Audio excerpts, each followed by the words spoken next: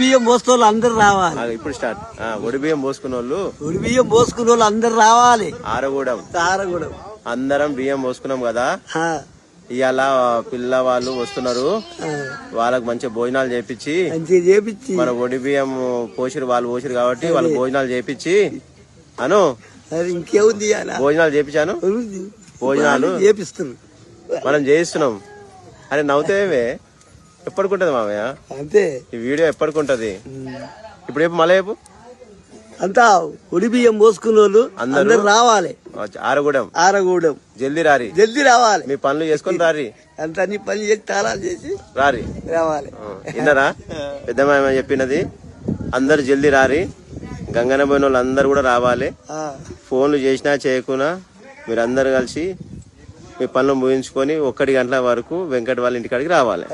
రావాలా వద్దా? రావాలి. మళ్ళా ఫోన్లు ఏం చేయము, అందరూ జల్దీ రారి. ఎందుకంటే మా పనులలో మేము బిజీ ఉన్నాం. మీ పనులు అయిపోగానే జల్దీ రండి.